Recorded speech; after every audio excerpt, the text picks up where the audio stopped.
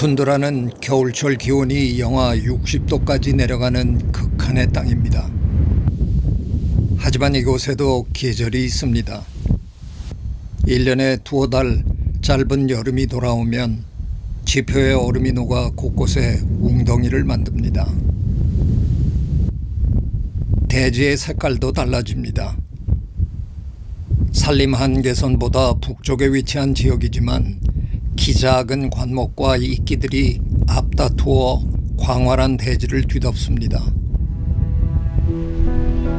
지금은 짧은 여름이 펼쳐지는 8월입니다. 믿기 어렵지만 낮 최고 기온이 섭씨 30도를 훌쩍 넘기는 날도 꽤 있습니다. 이곳에서 모든 식물들은 짧은 여름 동안 전력을 다해 성장하고 꽃을 피우고 열매를 맺습니다. 이끼의 일종인 야겔은 술록의 겨울철 먹이인데요. 여름엔 인기가 없습니다. 평원이 야겔로 하얗게 뒤덮인 모습은 툰드라의 여름이 절정에 다다랐음을 알려주죠. 네네츠 유목민들에겐 툰드라 초원 전체가 삶의 터전입니다. 유목민 니콜라이 시네는 이번 여름 북상하는 술록을 따라 북위 68도 지점까지 올라왔습니다. 없는 게 많지만 그것이 당연한 땅. 술록 썰매는 이곳에서 유일한 교통수단입니다. 술록에게는 몰라도 인간에게는 살아내기 쉬운 곳이 아니죠.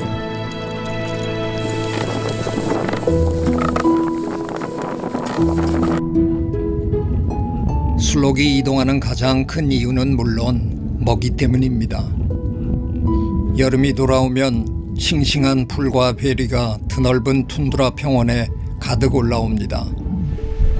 겨울철 내내 야겔만으로 배를 채우던 술록들은 싱싱한 갖가지 식물들로 즐거운 식사를 합니다. 술록의 이동은 먹이를 따라가는 여행입니다. 그런데 먹이보다 중요한 이유가 한 가지 더 있습니다. 바로 모기입니다. 술록은 여름의 모기를 피하기 위해 차가운 북쪽으로 이동합니다. 풀을 뜯고 있는 술록을 자세히 들여다보면 잠시도 가만히 있지 못하고 이곳저곳을 긁어댑니다. 멋지게 자라난 뿔이 하는 일은 대부분 몸을 긁는 일입니다. 일명 툰드라 모기라 불리는 이곳의 모기는 세상 어느 모기보다 강력하고 끈질깁니다. 사실상 술록 최대의 천적이라고 할 수 있죠. 니콜라이 씨에게도 모기는 골칫거리입니다. Они лезут повсюду, в нос, дыхание закрывает оленям. Олень аж даже бывает иногда останавливает дыхание, когда их очень много. Голые места кушают, как раз у них июль месяц линяют. Но часто уже, слава богу, уже шерстью обросли. Новая шерсть у них, новый ворс появляется. Комар уже им не так страшен. А страшнее только овод, который кровососущий. Те, да.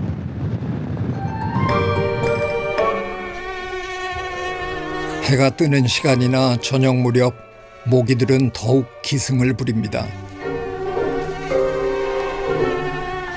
모기가 특히 좋아하는 곳은 술록의 뿔인데요. 보기와 달리 술록의 뿔은 말랑말랑합니다. 털 아래 얇은 피부 밑으로 혈관이 몰려 있습니다. 모기가 흡혈하기 딱 좋은 장소죠. Ну, когда самый пик комаров, да, там оленям очень сложно бывает, да и людям тоже. То это особенно новорожденные, которые первые Вот тем, да, тоже худо. Даже бывает отстают от матерей и бегают зад-вперед. Очень их досаждает, да. Худо. Плохо-плохо. Для оленя. Худеют, теряют вес. Ну, это только дым спасение. Как пригоняешь к чуму. Дымом. 술록들은 무리 가운데로 새끼들을 몰아넣어 보호합니다. 그러나 그것으로 모기를 다 해결할 수는 없습니다. 특히 그 해에 태어난 어린 술록들이 가장 취약합니다.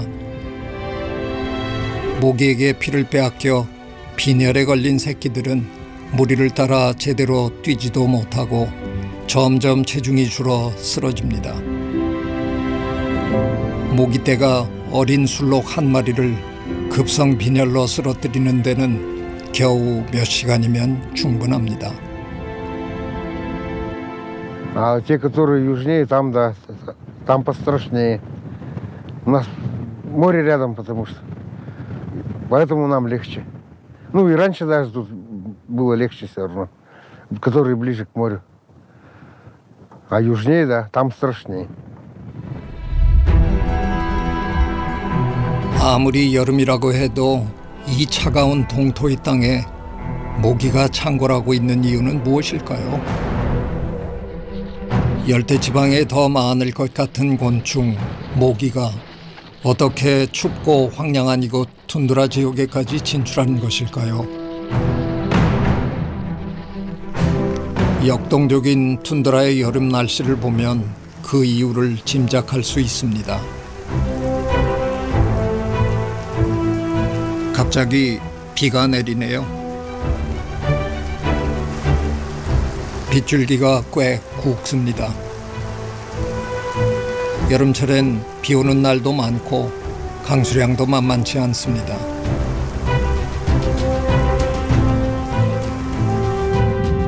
비가 그친 후엔 기온이 부쩍 올라가죠.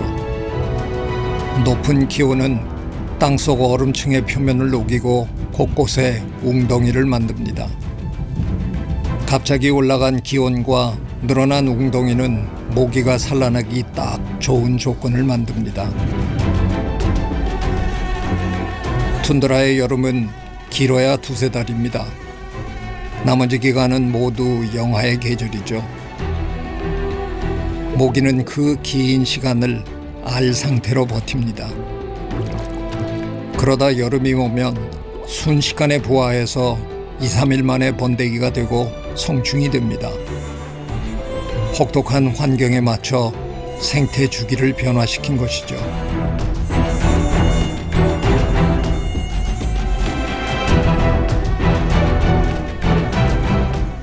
이 놀라운 적응력이 모기를 동토의 땅 툰드라에서 살아남게 만들었습니다.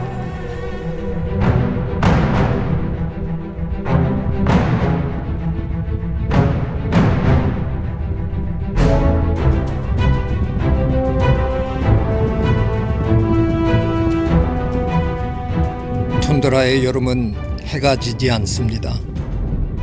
지금 시간은 저녁이지만 사방이 훤합니다. 니콜라이 씨가 대낮같이 훤한 저녁에 이동 숙소로 돌아옵니다. 오늘도 술록과 함께 먼 거리를 이동했습니다.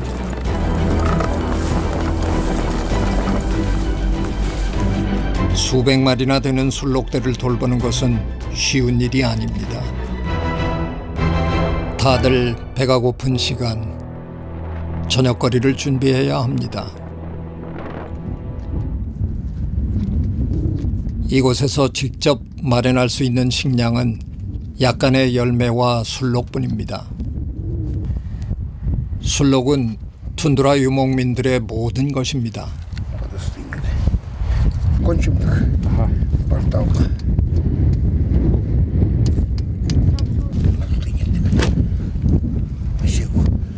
술록의 피와 고기는 식량이 되고 가죽과 뼈는 옷과 집을 만드는 재료가 됩니다.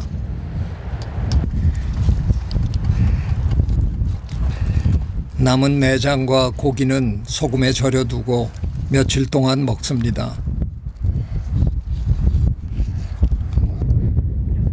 유목민 니콜라이 씨는 이 모든 일을 그의 아버지에게서 배웠습니다.